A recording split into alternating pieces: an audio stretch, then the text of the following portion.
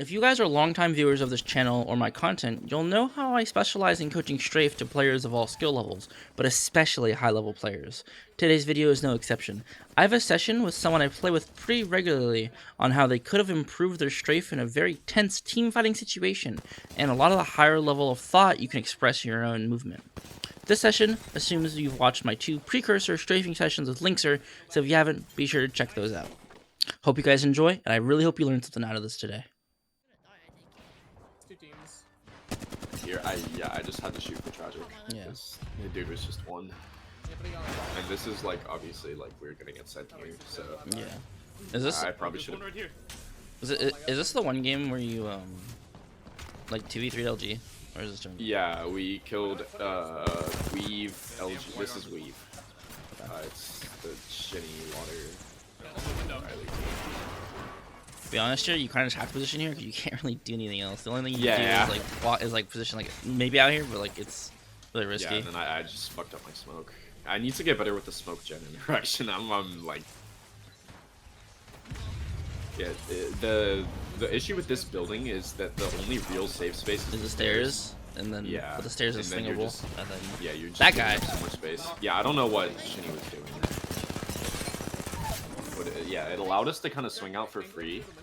But then, yeah, it's just like, you saw how much time I was just idle.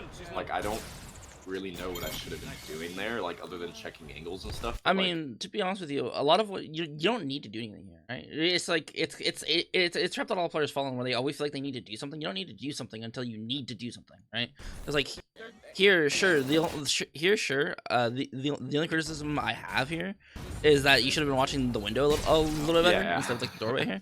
But like I think that doesn't come from you intentionally having an oversight on that. You just don't really know how this building plays out. I was trying to watch that climb up directly ahead of me because yeah, we keep like every time we play one of these buildings, someone climbs up from that place.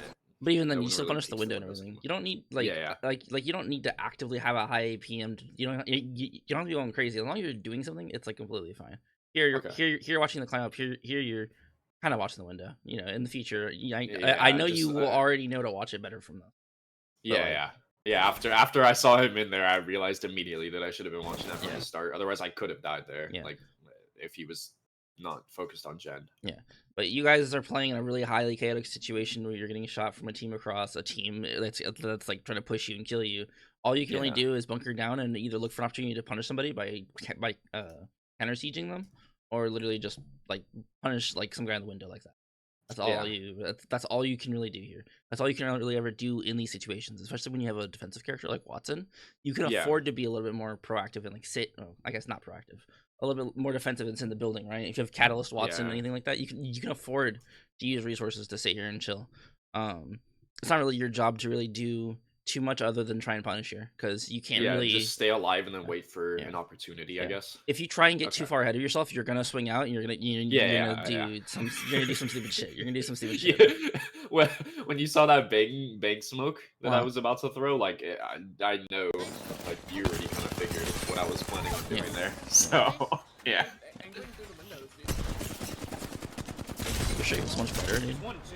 Yeah, it's been something that I've just been actively working on. I mean, that's a tier 2 roller, and they just hit me for 80.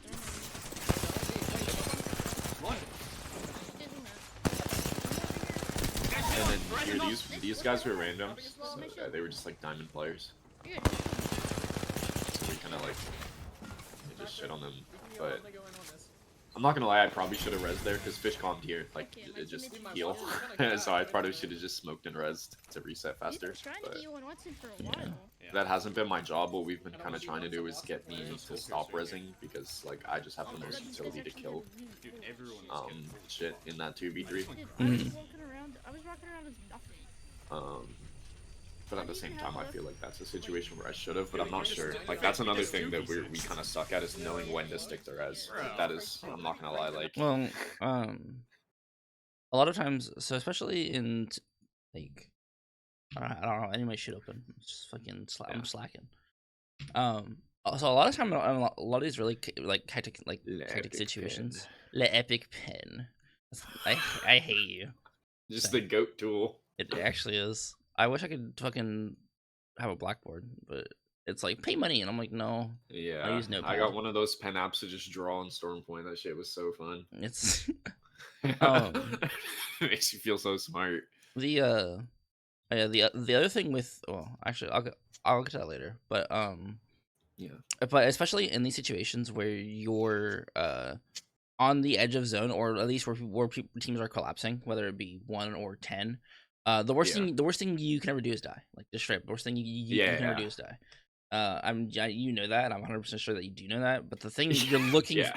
you're looking for in every single situation, every single fight, to get a reset, no matter what, right? Uh-huh. You're looking to take every fight with as much steamroll and as pressure and advantage as possible, right? You need Yeah. leverage to kill the teams, and especially the more leverage you have, the faster you kill these teams. The more you just mob Ideally, team we back don't to want back to to be back in to like back, those right? 2v3 situations. Like, even though it worked here, like ideally we don't want to be in Yeah. those situations and stuff, Yeah, right? yeah, especially if these guys are playing like better, like to be honest, with you, better, just straight up better. Yeah. They just full send you. They don't play it slow. They don't try and siege you. They literally just run at you and Yeah. die. Like if these teams play a lot smarter and they start pressuring you on the stairway, like they actually use the disadvantage of the building against you instead of Yeah. just running at you. Idiots, right? You're gonna be Yeah, because that's what the second team did, which literally just allowed us to wipe them in 5 seconds. Yeah, exactly, right? Okay, my teammates The other thing, a lot of what you do with your strafe is Yeah. you just look to aim at people. You just look to be like, hey, you, I'm gonna aim my gun at you and kill you, right? Yeah. Which is like not bad. Don't get me wrong. That is ultimately the goal of strafe, right? But you can also Yeah. make it a lot easier for yourself, especially in There's it's back here. It's over here.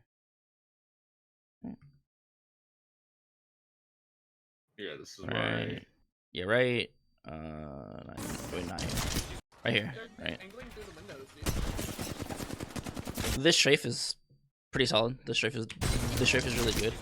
But you do this thing. You do this thing that every MK player does, where they swing out to the side and then tap strafe back Tap around. strafe? Yeah. Yeah, when someone's in a knock, that's the only time I really do that, because when they're in a knock, like what I tend to notice, especially when watching people's reactions, like Riley didn't have his VOD up for this, but when I was watching his teammates' reaction, he completely like had no clue where I was. Yeah. And that's the only time that I'll do that, is when someone's like behind a knock and I know that I can get the insta slide from double time. Even better. Okay, well, the way that bullet slow works. So when you get hit by bullets, you'd slow down, right? The way that this works is that this has like a 2-second cooldown. By the way, if someone's shooting you, you don't slide instantly. You can you don't slide instantly. You can slide after you've been shot a couple times. By the way, I don't know. I don't know if you know that, but it's especially good on Bangalore because dead sliding in a double time is fucking miserable, right? Yeah. You can usually get it off just fine, but if you ever find yourself playing another character, you don't do it instantly. You do it like a second or two after, because there's a cooldown. Yeah. You can't just get perma bullet slowed. I believe you can if you get shot from multiple people. Like I think that's the exception. But I love what you're trying to do when you're moving around. Have you watched any of my strafe videos or no? Yeah, I've watched I think like half of the last Linkser one and the entire first one. Yeah. So So what you're doing when you're trying to strafe in these situations is you're trying to knockdowns are really unique in this game, and the fact that they're really fucking good pieces of cover, right? Your teammates are really strong, right? Surprisingly very good, yeah. A lot of times the best situations you can take for dealing damage are positioning yourself here, right, on the movement axis, while somebody's positioned here, right? This is something that's really important for you and Tragic, especially to do a lot of time. Yeah, that's something I feel like we do a decent job at, is when Tragic is up, like, and we're in like those situations where Tragic's like straight on the knockdown, like I always flank, or the other way around as well. Yeah, the problem is that you can't do this on a knockdown, because the knockdown can realistically be shielded like this, and then you both just kind of end up missing. That's the one point where going behind somebody is way better, because the knockdown literally just can't shield 2 people. And if this guy has 2 knockdowns to play, this is still infinitely better anyway. Right? Yeah, no, 2 knockdowns are just broken. Like, so bad. You have to just hope that you have a knockdown as well if you're in that situation. We had a fight in Broken Moon Alpha Base where I only had a Mosin. The guy had double knockdown PK, and I was like, I literally can't win. It was in that doorway. Yeah, I was like, I literally can't win this. Like, I literally I just had infinite shots. He dumped like 10 PK shots. Yeah. I had to like run at him and like tap strafe, so they fucking, but like that's like suicide. Yeah, because he could just crouch behind it infinitely, because he has a purple and a blue knock. Yeah, it's just suicide. Yeah, it's very strong. But yeah, so especially when you're like fighting somebody, right? If you ever have the opportunity to move up, right? Like that guy was reloading his Peter, right? Yeah. You didn't have to do this whole tap strafe thing. I mean, obviously the whole point was to receive the knockdown, right? But for dodging him, you don't need to do that. One of the things you can do, especially because your teammates are over here, right? If you literally get behind this guy, and assuming you don't just kill him instantly, right? Because he's low HP, you can finish him off, right? Assuming you don't finish him instantly, the knockdown's gonna go over here. His teammates, he's gonna be exposed. Yeah, because that's the angle the fish was coming from. Was the right. Yeah. So yeah, you focus a lot on the like individual, like how you kill somebody, which is completely fine. That's not like a wrong thing to do, but it can be enhanced by a lot by focusing on the angle on which that allows your opponents to also jump on that guy, right? Over here, for example. And playing around my teammates is something that I've been trying to do better as well. Like knowing that I'm able to create these entries even though I am on M&K. So like being able to play around my teammates better. Your movement here is awful. Well, like on paper, it's like on paper for if he was beginner, looking at me, it was bad. Yeah. The thing is, you have the perfect situation where you are like this, right? You're behind him, fish is in front of him, right? But this guy's escape route is very obviously this way, right? He's gonna run that way. Wait, I wasn't looking. What? It's not that you weren't looking that way. What you should be doing is walking over here, physically walking over to body block this guy from escaping, right? So that fish can get in there and finish it with me.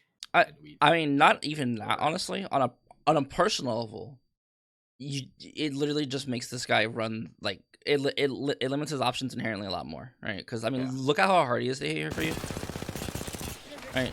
And it's not that your aim is bad, right? Like obviously, just hit those shots. The moment he pops out, I had to react there instead of like angling myself so that I didn't have to react. I guess.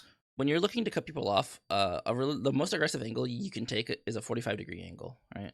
This mostly being because diagonals are really, really strong in especially controller players. If Tragic's watching this, this is literally the number one thing Tragic should be focusing on when dueling people. 45-degree angles are really strong because of the way that perspective is skewed.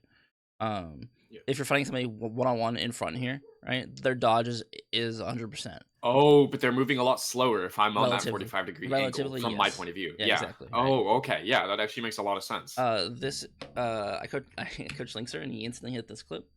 Yeah. It's obviously against a ranked noob, but like the concept still applies. You can see how easy it is to aim here, right? Right. Like he literally just one clips this lifeline because he's at a 45-degree angle. Sure, she isn't looking at him, but he literally just look how like it's literally just it's cakewalk to aim. Yeah, the way that she's trying to get over the wall, he literally doesn't even have to move his cursor. Right. At that angle. Yeah. And then, Guy's just different. Does he literally taught him to do this? He instantly did this. I was like, holy fuck. Yeah. It's so nice. But yeah. 45-degree angles, especially when you are in a very lethal situation. In 1v1s, it's very dangerous to take. But in especially team-oriented settings or settings where you're going to cut somebody off because of a 45, it's really strong to take. Yeah, every time I have a 45 against Tragic in the range, he literally just anti-mirrors and one clips me. So yeah, that's what's going to happen. Yeah. You have to, so,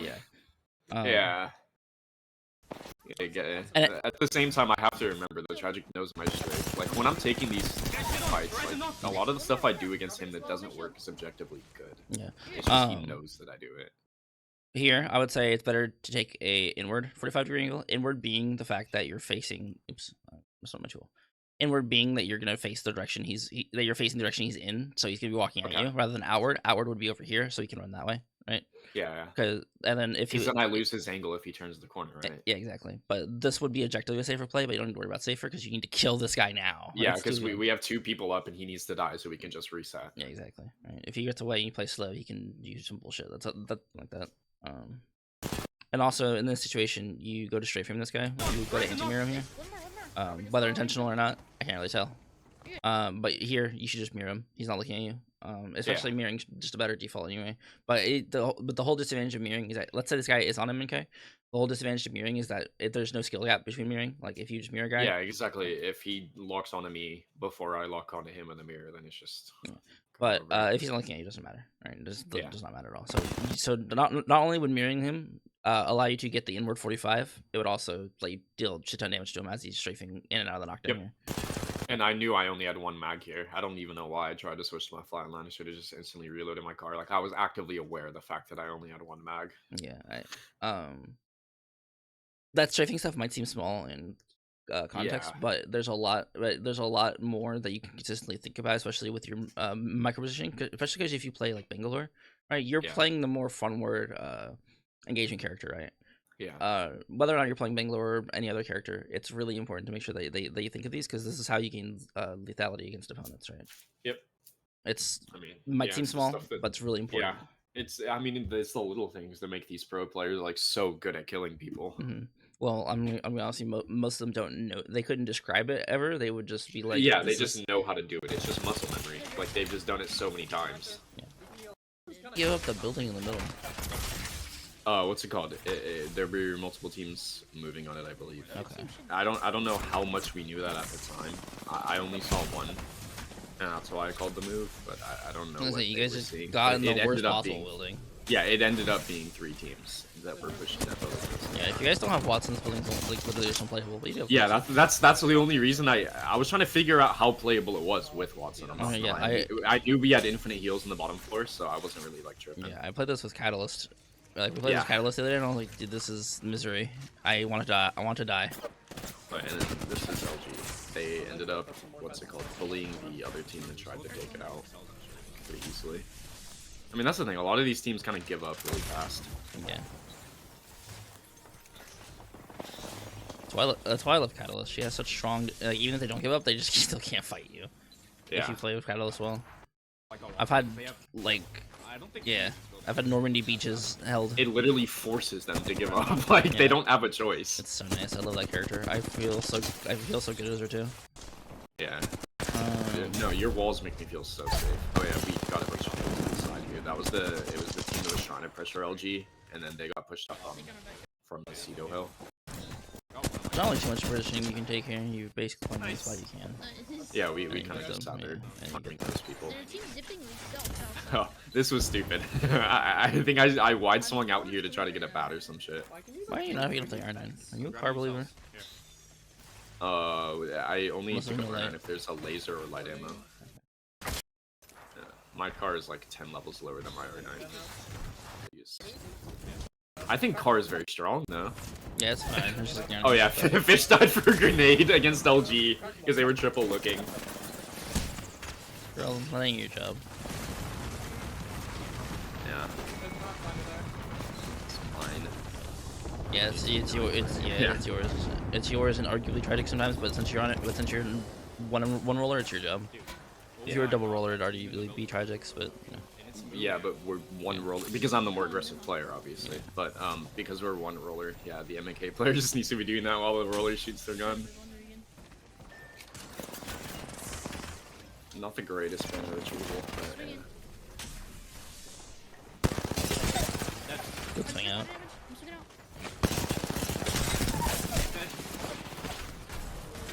Fuck, if Niazo wasn't amped, I don't think I went down there, I'm not gonna lie. Because their third was so far back, and we knew that.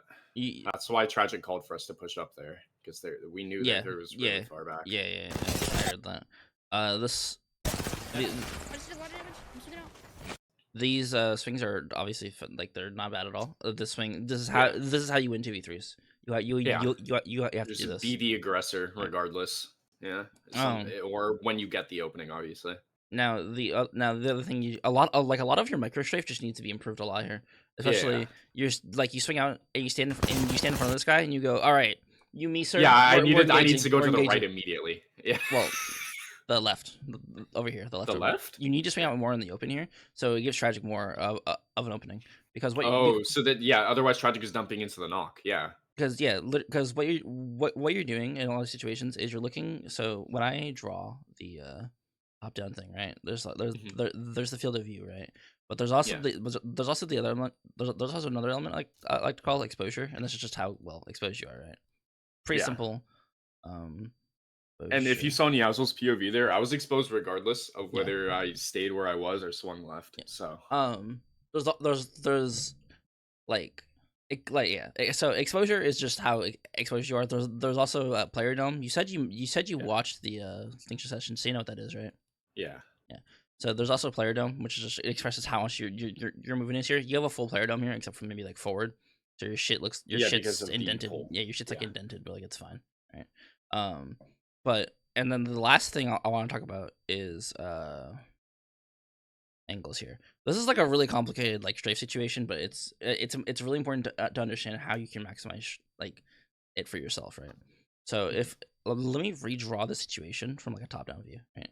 You have like a pole here, you have the wall here, and then you have like a wall like here, I think. Or it's like it's like a little bit back like this. There's a little more, but yeah, it's like pretty much like that exactly. Yeah. And then door, and then like cabinets over here. Yeah. So there's one knock guy here with a knockdown here. There's an enemy here, enemy like here, right? Yeah. The thing is that you've dictated that you're fighting this now, right? You're absolutely you're going to kill them now because it's the opportunity you're gonna have. And if you let them reset, then you guys are gonna get punished. The we just opportunity for a 2v3 is not gonna happen again, really. And so, and what you're doing here is you're swinging out to the left here, tragic here, right? The thing is that this angle is that this one angle is basically cut off because of the knockdown shield, right? Sure, this guy's shooting you, but you guys are team fighting the same person, and then cleaning up a bit after that. If you were to strafe back into here, right? The only thing that strafing back into here does is get you and tragic possibly killed because you're I don't know if this is the word. I don't know if this is the right word, but you're linearizing the angle to just a straight line, right? If they're looking at you, the worst thing you could do is have you guys stacked on the same angle. Right? Oh, because then they can just hold their crosshair in one place, and you're gonna die, right? Yeah. Especially if they're not hitting you, they're hitting tragic. If they're not hitting tragic, they're hitting you. Exactly. If they're not hitting anything, these guys are bad, right? It's you like you're reducing the amount of places you can be, while not really reducing your exposure, right? Like, sure, obviously, if you swing all the way out, obviously, if you swing like all the way out, here. You're definitely more exposed. You gain exposure from over here. Right? Yeah, I'm getting shot by the rev team in that building. But even then, arguably, the rev team's still shooting this guy. Even in a position like this would still be fine, right?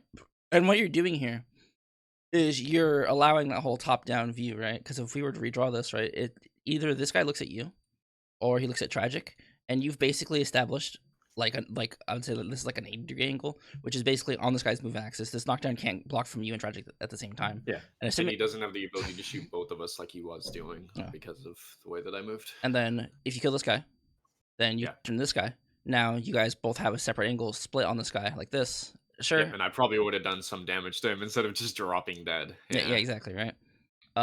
It's important to make sure that they don't compound the angle you're playing on. This is why most people play split. This angle is really important to make sure that because again, strafing back in here, you said go to the right. You do not want to go to the right because all you're doing is just compounding on tragic.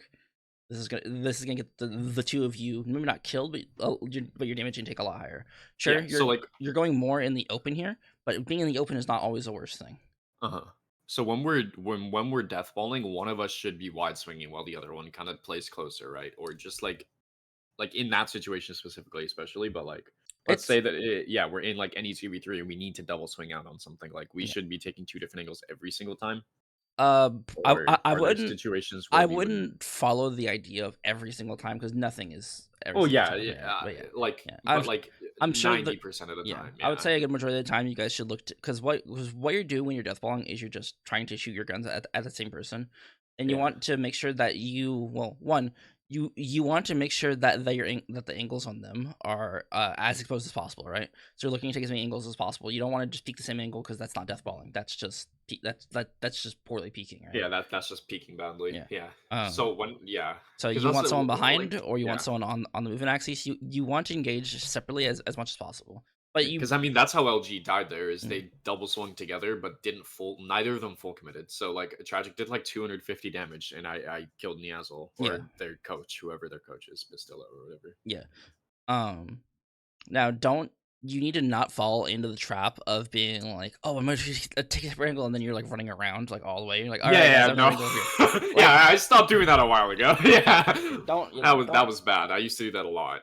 Don't do that. Yeah, just removing yourself from the fight to try to find an angle that doesn't exist. Like basically the simple rule is just swing the same thing, but swing it differently. Right? Okay. Swing it to engage in more area, especially if you're gonna play again Bangalore. Right? This is a very Bangalore thing. You have mobility, you have smokes, right? Yeah. You're typically gonna be the person swinging harder. There's I want to talk about if you were the person that's swinging closer, like if you're tragic here, or Yeah. or tragic's the one that slides out because tragic's like, oh, I did a lot of damage, and tragic swings out first, right? Which is Yeah. which is like fine, right? As long as tragic understands this, and tragic's gonna be watching this VOD, right? Yeah. So, um, if you're the one that's playing close, right? So if I were to draw like this again, but draw a little bit bigger, right? If you're the person here, one color. If you're the person here, you need to make sure to leverage. You don't. It's you. We have cover for the luxury of not playing, or for the luxury of like playing it. We don't always want to play it, but it's important to make sure that we don't just look at our damage output as 100%. We can always break up peaks really well. I talk about Yeah. this in the session with Linkser a lot of the time. But I'm really annoying to fight in R5 because I play weapon magazine sizes. I play weapon distance. I actually play the game. Right, I don't Yeah. just shoot you How with it's my gun. intended to be played. Yeah, I actually play the game properly, right? Instead of the wide swinging out on everyone you see, like, Pyrrhic. Yeah, I don't do that. Yeah. Don't get me wrong, it is good to do that, but sometimes there's other things you gotta practice, and this is something that you would not do, 100%. Yeah. Especially if you're the first person to peek here, right? Or even if the attention is largely centered on you, right? Like if you peek 3 people on a team that you need to fight or a team that's walking up to you, you peeking and then unpeeking to detract attention is really really strong. Expecting failure. I remember you talking about that as well. Like it's something I've been trying to practice of just like strafing back into cover, but I struggle. What's it called? Like finding the situations where I'm actually supposed to strafe back into cover and when I'm supposed to like wide swing. Like My I struggle with the actual reaction part my of it. my black hand VOD, I say that you want to they want to expect your strafe to fail. It's Yeah. a good baseline to establish, but for advanced players, it's a lot more complicated than that. Raven said this. Yeah. Raven literally added me in his Discord and said you don't and said that's not good. I'm like, no, for bad players it's good. For good players it's very different. He's like, oh yeah, that makes sense. I was like, Yeah, because it feels a lot more situational, but I couldn't really figure out like when exactly to because it just or I guess that's just something that comes with time. Like not every 120 spray is swingable, right? yeah, But exactly. Uh, Damage output is a really good way to describe it as well. The other reason that Black Hand is swinging back into cover there, it's not only because you want to unpeak it, but also because of your magazine size. Because his damage output is 0, yeah. right? Well, yeah, You half want to the be in time, cover, right? yeah, Because those guys are running with like white mags, no mags, so they're yeah. yeah, if your damage output's 0, you want to understand that the timing of your weapon and how much you can actually afford to shoot your weapon should tie into your strafe as well. If you have an L Okay. star, like for example, I have an L star, right? I fucking love running the L star. I'm Yeah, wide you swinging people and cranking circles around them. yeah, just shoot I'm infinitely, fucking yeah. Mario Kart drifting around them, dude. Right?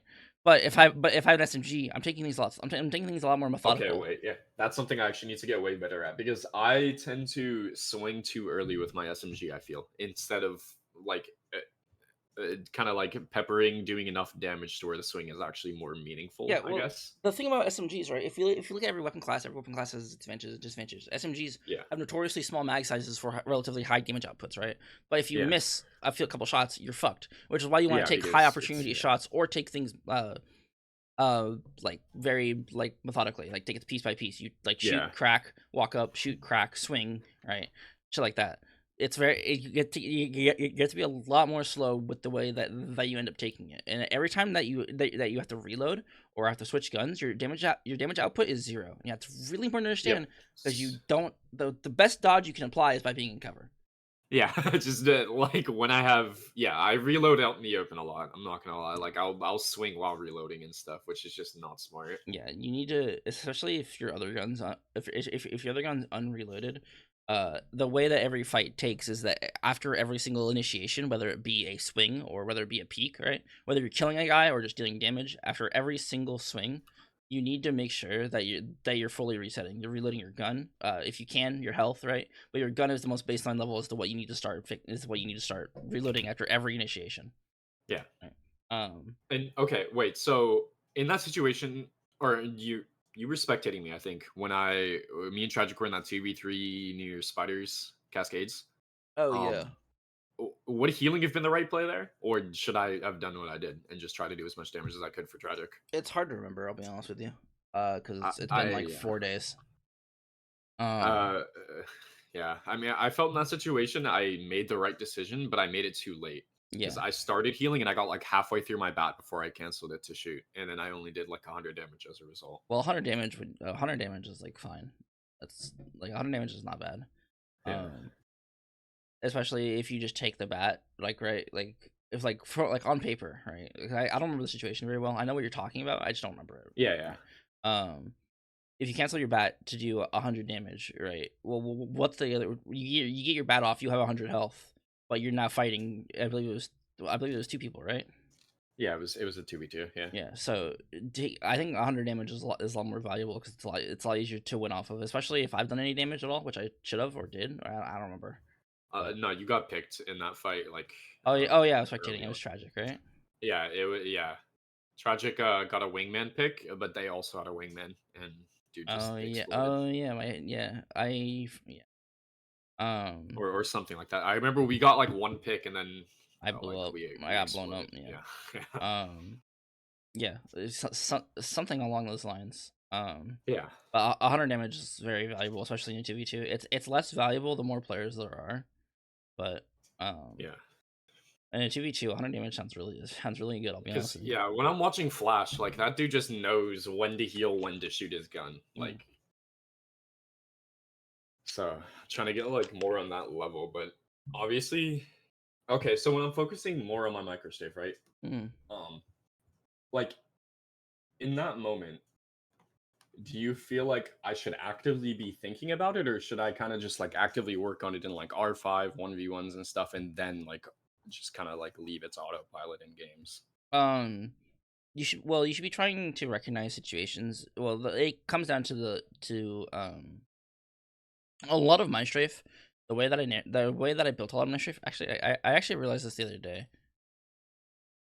Yeah, Forgot because I forgot that I like had I've been this. trying my best to build these good habits and stuff, but it's just like it's tough to actively remember it in Yeah. game when I'm also trying to focus on like microing my teammates or just like focusing on macro and just shit like that. I forgot I had this fucking video because I never put it public because I never got the note for it. Narrated.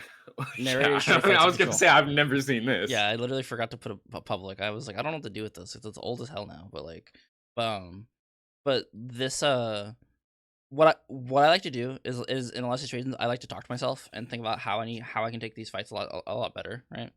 Mhm. Um, a lot of it. I think the best way to practice strafe, especially because there's a lot of if, ands, buts, hows, right, is genuinely visualization. I don't know if you do visualization at all. You should, Yeah. as a way to. Yeah, it's something I've been getting way better at recently, It's and it's actually helped like tremendously. it's I just as remember good as watching playing your the game. yeah, dude, watching your video a while back. I was like, how am I going to be able to do this? Like, there's so much stuff to think about, blah blah blah. And then the better I got, like the more I realized, like, there's definitely time to fit it in. So I guess it's probably just a similar situation Yeah. where I just need to like start recognizing those situations and then apply it then, right? Yeah.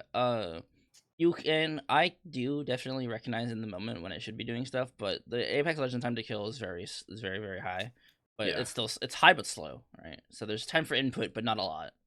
So yeah, it's important. So a lot of times it's good to build baseline habits and then expand upon them. Like otherwise, but you can totally be in game and be like, I need to wide string this, or like I need to swing this harder because I know that like this person's gonna take this angle and thing. Right? yeah. It's more precautionary. Like you have the information, you just need to digest it and then act on it.